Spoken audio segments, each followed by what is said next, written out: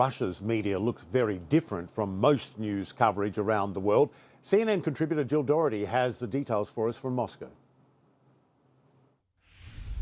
At the very same time that CNN and other Western media were showing the attacks in Kiev, Russian TV was not showing live coverage from Kiev. In fact, it was showing pre-taped reports, some of them very dramatic, showing reporters in flak jackets standing in front of tanks, but coming instead from that breakaway region in the eastern part of Ukraine, the Donbass region, where those two breakaway republics that were recognized officially this week by Russia are located. This is all part of the messaging from the Russian government on state TV, constantly showing the people in those locations claiming that they are the victims of genocide, that they are being attacked by the Ukrainian government. The Ukrainian government, of course, denying that. But it is an attempt to justify the steps that the Russians are taking now to remove that government, which they argue is illegitimate. And also another piece of really dramatic video today, and that was President Putin. He was directly addressing Ukraine's military, urging them to turn against their leaders, saying that you should take power in your hands, and also calling the government in Kiev terrorists, drug addicts, and neo-Nazis. Again, another way of demeaning and trying to give the impression not only to the people of Russia, but to the world that the attack that they are carrying out in Kiev is justified. Jill Doherty, Moscow. All right, Ukraine considering a proposal to hold talks with Russia, according to an advisor to President Zelensky. But what shape would those talks take if they were to go ahead? Our next guest may have a clue. Vera Michelin-Shapir is the author of Fluid Russia, Between the Global and National in the Post-Soviet Era, and is a visiting research fellow at the King Centre for Strategic Communication in London, where she joins us now. It's great to have you on. So talk now of the potential for talks between Russia and Ukraine. If they happen, and that is still a very big if, will Volodymyr Zelensky's removal be at the top of Putin's list of demands? What's your read? Hello, good morning. So yes, it's a big if whether these talks will happen.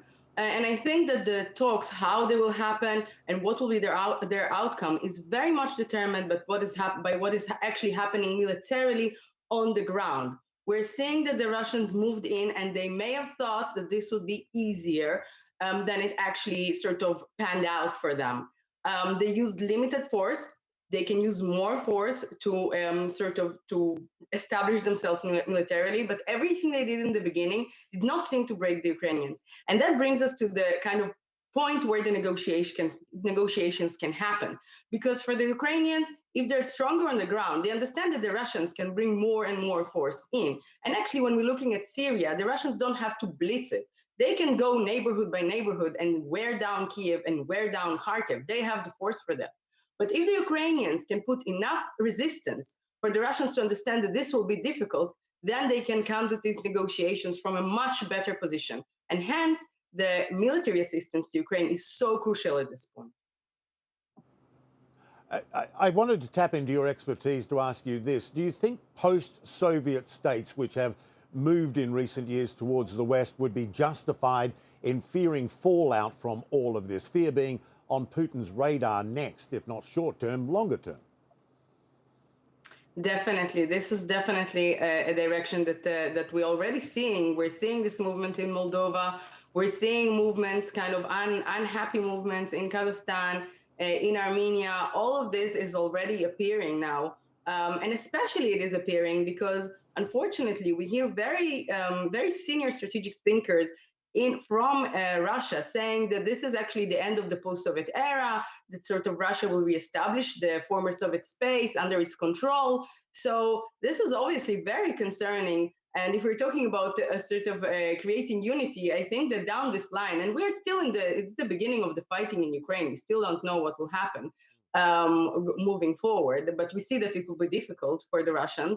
So yes, this would, I envision that it would create a problem for the Russian and post-Soviet space. Although we also have to take into account that also this war that was until very recently unthinkable, is also creating fear. It's spreading fear among former Soviet states. So we do have countries, for instance, like Georgia, that actually their leadership said that they're not going to join sanctions against Russia, although they condemned the war. So it's still shifting, but my prediction is that it will not work. It will not work for the Russians in the former Soviet space. Right. I wanted to ask you this too. When it comes to Putin's reasoning for war, he has, well, frankly, twisted history and made some incredible allegations of, genocide and Nazism, and bearing in mind that the president is Jewish. What do you make of how he has justified the invasion? Well, this is a complete twist of history, and I think a very good example of disinformation, how disinformation works. You take certain facts that may be true from history, and you twist them to such an extent and create such a fictional, twisted and malicious narrative about a country that is actually very close to the Russians, a nation that is so close culturally and ethnically to the Russians. But the thing is that we have to understand that this was created, this narrative that was created over the past couple of weeks. It didn't just sprang out of nowhere. The articles by Putin and Medvedev were creating this narrative.